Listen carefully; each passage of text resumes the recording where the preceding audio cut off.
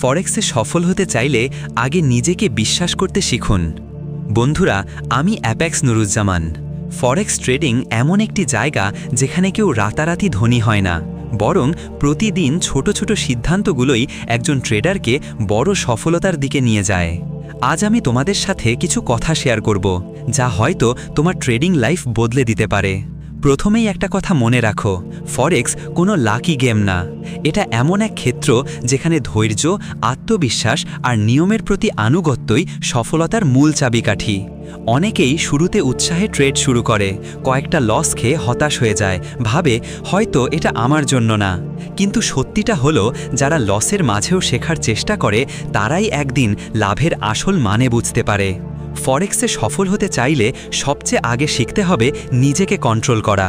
কারণ মার্কেটকে কেউ কন্ট্রোল করতে পারে না, কিন্তু নিজের মনকে পারে। আপনার ভয়, লোভ আর রাগ, এই তিনটেই ট্রেডিংয়ের সবচেয়ে বড় শত্রু। যখন আপনি এই তিনটাকে নিয়ন্ত্রণে রাখতে শিখবেন, তখনই আপনি একজন প্রফেশনাল ট্রেডারের পথে হাঁটতে শুরু করবেন। মনে রাখবেন, ফরেক্সে সফলতা আসে সময়ের সঙ্গে সঙ্গে।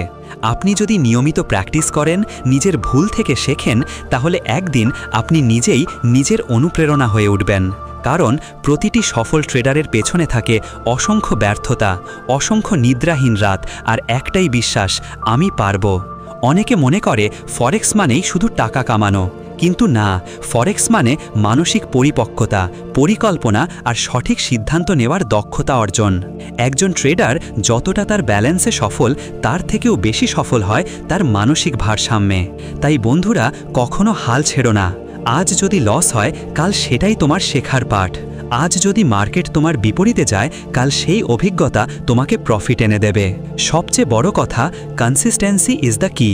প্রতিদিন অল্প অল্প করে শেখো, অনুশীলন করো, নিজের স্ট্র্যাটেজি তৈরি করো।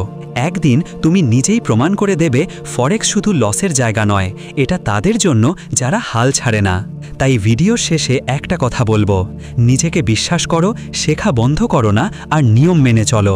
তাহলে ফরেক্স তোমার জন্য সফলতার দরজা খুলে দেবে। ভিডিওটি ভালো লাগলে শেয়ার করে সঙ্গে থাকুন।